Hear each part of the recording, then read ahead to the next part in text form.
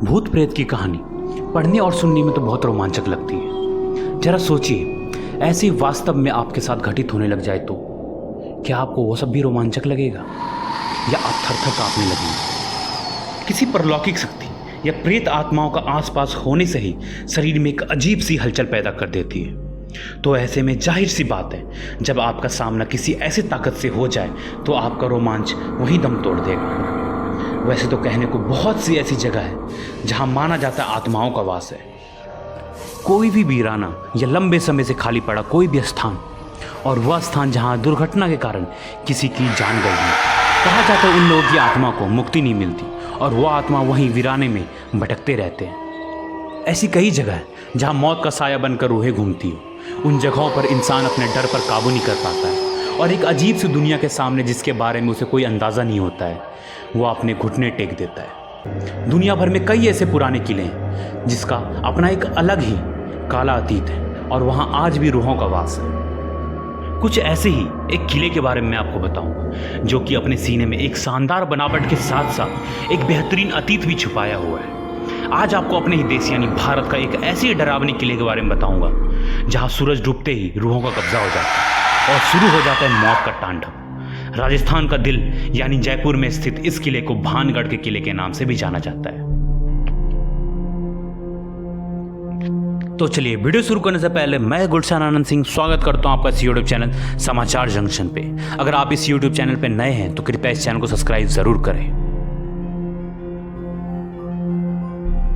चलिए थोड़ा किले का इतिहास के बारे में जान लेते हैं। भानगढ़ किला 16वीं शताब्दी में बनवाया गया था। इस किले को अमेर के राजा भगवान दास ने 1573 में बनाया था। यह किला वसने के बाद लगभग 300 वर्ष तक यहाँ आबाद रहा। बाद में भगवान दास के छोटे बेटे व अंबर के महान मुगल सेनापति मान सिंह के छोटे भाई राजा माधव सिंह ने 1613 में इसे अपनी रिहाइश बना लिया था। राजा माधव सिंह उस समय अकबर की सेना में जनरल के पद पर तैनात थे। उस समय भानगढ़ की जनसंख्या तकरीबन 10,000 थी। भानगढ़ का किला अपने बर्बाद होने के इतिहास और रहस्यमय घटनाओं के कारण मशहूर। इस किले के उजाड़ होने के बारे में 2 कहानियां प्रचलित हैं। पहली कहानी के अनुसार जहां भानगढ़ किले का निर्माण करवाया गया वह स्थान योगी बबूलनाथ का तप स्थल था। उसने इस वचन के साथ महाराज भगवान दास को भानगढ़ किले का निर्माण की अनुमति दी थी कि किले की परछाई किसी भी कीमत पर उसके तप स्थल पर नहीं पड़नी चाहिए। तो चलिए अब हम दूसरी कहानी को भी समझ लेते हैं। भानगढ़ किला जो देखने में जितना शानदार है उसका अतीत उतना ही भयानक है।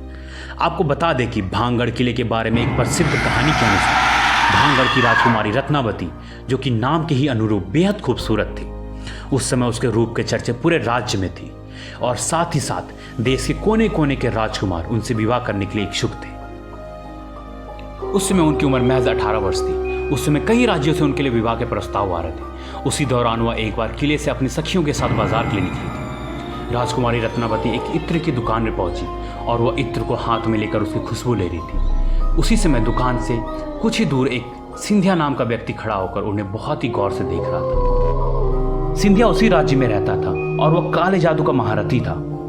ऐसा बताया जाता है कि वह राजकुमारी के रूप का दीवाना था और वह उनसे बेहद प्रेम करता था। वह किसी भी तरह राजकुमारी को हासिल करना चाहता था, इसलिए उस दुकान के पास आकर एक इत्र की बोतल जिसे रानी पसंद कर रही थी, उस बोतल पर काला जादू कर दिया जो राजकुमारी के वशीकरण के लिए था। राजकुमारी रत्नावती ने उस इत्र की बोतल को उठा लिया, लेकिन उसे वहीं पास एक पत्थर पर पटक दिया। पत्थर पर पटकते ही वह बोतल टूट गया और सारा इत्र पत्थर पर बिखर गया। इसके बाद से ही वह पत्थर फिसलते हुए उस तांत्रिक सिंधिया के पीछे चल गया और तांत्रिक को कुचल दिया, जिससे उसकी मौके पे ही मौत हो गई। मरने से पहले तांत्रिक ने श्राप दिया कि इस किले में रहने वाले सभी लोग जल्द ही मर जाएंगे और वह दोबारा जन्म नहीं ले सकेंगे और हमेशा के लिए उनकी आत्माएं इस किला में भटकती रहेंगी। उस तांत्रिक के मौत के कुछ ही दिन बाद ही भानगढ़ और अजबगढ़ के बीच युद्ध हुआ, जिसमें किले में रहने वाले सारे लोग मारे गए। यहाँ तक कि राजकुमारी रत्नावती भी उस श्राप से नहीं बच सकी और उनकी भी मौत हो गई। एक ही किले में एक साथ इतने बड़े कत्लेआम के बाद वहाँ मौत के चीखें गूंज गई और आज भी उस किले में उनकी रूहें घूमती हैं और चीखों की आवाज़ सुनाई देती है।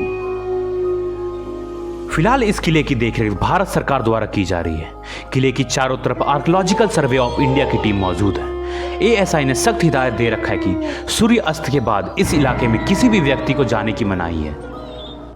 इस किले में जो भी सूर्यास्त के बाद गया वो वापस कभी नहीं आया। कई बार लोगों को रूहों ने परेशान किया और कुछ लोगों को तो अपने जान से हाथ धोना पड़ा।